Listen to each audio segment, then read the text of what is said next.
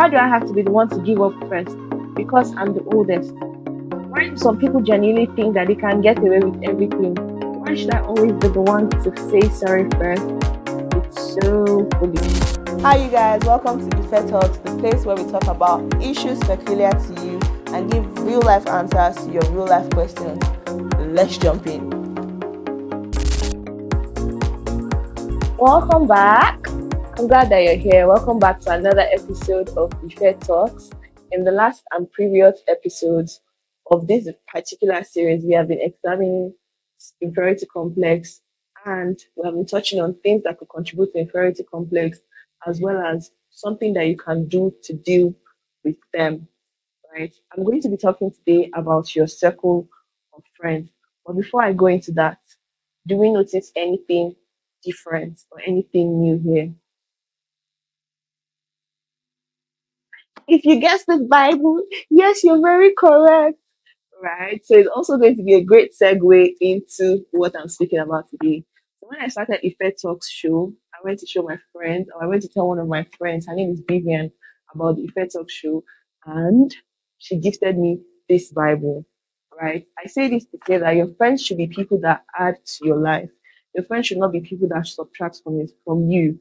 Right. So if you have a circle of friends that they're always making you feel small, they're always making you have a very low value of yourself or a very wrong perception of yourself. I need you to take the conscious effort and I need you to take the bold step of extracting very fast yourself away from those group of friends. It might seem like, oh, those friends are all you've known for the longest period of time. How am I going to start making friends? It's not that easy to make friends. Oh, but these friends do this, these friends do that. No, right? Because in this time, in this period, you might not see it. You might not see the damage it's causing to you. But in later years, it will eat so bad at your self confidence, at your self value, that you might not even be able to function as well. Is why inferiority complex is not just an insecurity. It literally is a crippling feeling that affects your entire emotions, it affects your entire well-being. It lets you subtract yourself from good opportunities even before those good opportunities present themselves. So, for example, I'd given one of these kind of examples in a previous episode where I said that your teacher is asking a question and you know the answer to that question, but you feel like, oh, I'm not good enough to answer this question, or my voice is too thick, or this or that. That's you literally extracting yourself from that opportunity before you even see if you're good enough for the opportunity or not. Right. So what should your friends do? Your friends should not subtract from you. Your friends should not be people that make you feel less than. Your friends should not be people that make you feel worthless. So if you have a friend that every time she's always quote and unquote making remarks about your body, making remarks about you, saying that, oh, this, oh, that, oh, this about you, right? And you see that it's having an adverse effect on you, you see that it's having such a negative effect on you. I want you to take the bold and conscious step of extracting yourself from that place. Leave that thing alone. Right? The Bible says that evil communication corrupts good manners. Right? The more you stay with those kind of people that make you see yourself as less than, in no time you will not see yourself as less, you will not see yourself as anything. And you might be wondering, oh, but they are so popular. How would they let me see myself as less than? At least if I'm rolling with them, I'm in the popular gang. For you, within yourself, as a boy, as a girl, you know what it's doing to you, right? You know how it's eroding your self worth. You know how it's eroding your self value. So please, if you're in a place or if you're in a circle of friends that make you feel like you have to shrink, you have to put on a different mask when you're in school or when you're in amongst them, right? It's very important that you meet them. I had said when I started this series that one of my friends had reached out to me and said, "Oh, Ife, I watched your episode," which is even showing support to me, really. Like she said, Ife, I watched your episode and I think you could have phrased this better. And I was really grateful for the feedback. And so in that first episode, I had come back to say, oh, this is a much better way that I could have phrased this. That's what friends should do for you. Your friends should not be people that make you see yourself as less than. Your friends should not be people that when you get to school or when you're amongst them, you feel like you have to put up an act, or you have to put on a show, or you have to think that, or you have to do this to be accepted. No, of course, there's the place of building each other up. There's a place of giving constructive feedback. Right? There's a place of giving constructive, oh, my friend, this is what you did. I don't think there is this. That's constructive. Criticism will leave you feeling empty, feeling worse, less than, feeling worse than if when the person even started giving you the comment. The person will not say it in a kind way. The person will say it in a very unkind way, right? So, to wrap up everything we've said about inferiority complex and your friends, if you feel, because friends are a very integral part of the way you see yourself, right? So if you feel like in a circle of friends that they always make you have to shrink back on who you are, they always make you have to shrink back on yourself, they always make you have to put on a mask because really they are not making you in the sense of they are forcing you. You are the one that is internalizing what they are doing to you, and then you're saying, oh, I have to do this, right? So if you feel like you're in a circle where they are making you have to do all of those kind of things, I really want you to reevaluate your circle. Think about it. Do I really need to be amongst these friends? Do I really need to stay with these friends? Do I really need to be with people that are always encouraging me to want to do the bad things, right? Or they're encouraging me to want to do things to my body that are just even blatantly wrong.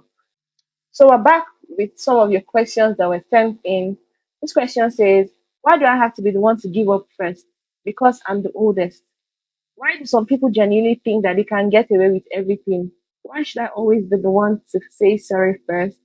It's so foolish. Thank you for sending me this question. I really do appreciate it. And I'm guessing that if you're saying because I'm the oldest, you might be referring to your siblings, right? Now, sibling fights is something that over time I have seen that if it is not well taken care of, sibling anger, sibling fight, right? If it's not well taken care of, it escalates to become something much more terrible. What does that mean? That means that if you're always angry with your siblings, that's your younger siblings or your elder siblings, if you don't take care of that emotions very well, you start to detest your sibling, and that's not what God wants for you. Neither is it what your parents even want for you, right? So, in answering your question, it says that why do some people think they can get away with everything? Now, if I were to put it, I would take this in two ways. I'll put this within the context of your siblings, and I'll also put this within the context of your peers. If I were to take this in the context of your siblings, that means that, for example, maybe your siblings always get away with things. Maybe your parents say, oh, nobody should turn on the TV or nobody should take their gadget. But somehow you see your younger siblings with the gadget that your parents say nobody should take, right? And your parents are not even doing anything about it. But if you were the one, oh my goodness, it feels like everywhere will scatter because there will be such a ruckus at home, right? I want you to see that the response that you should give to this type of thing is to check your heart, right? So what does that mean, or what do I mean by that? I mean by that in you can look at it from the lens of First Corinthians 13, 4 to 7. I like to use the amplified classic version. Why? Because it explains a lot of the words. It says love is patient, love is kind, love takes no account of wrongdoing, neither does it take any account of evil doing. Right? How to answer that is that when you see that your parents don't give the reaction that they will give to you, right? For let me be practical. For example, now your parents punish you for taking the gadget from the table. But when your sibling carry that same gadget from the table, your parents just say, oh, Chimezie, don't worry. Go and drop it.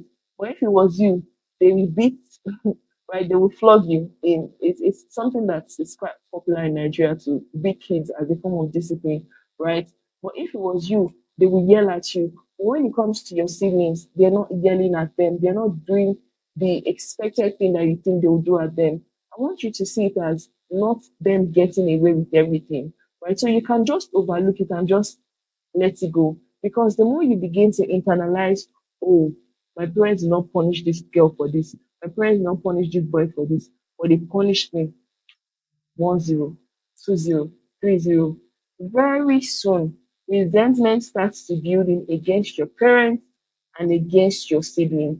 And that's not a good place to be. I've already given you a good foundation that you can see yourself from. It says that love is patient, love is kind, love takes no evil, no account of evil doings. Right? So when things like that happen, it's easy to let it go for you if you are standing on the qualities of what love says that you are.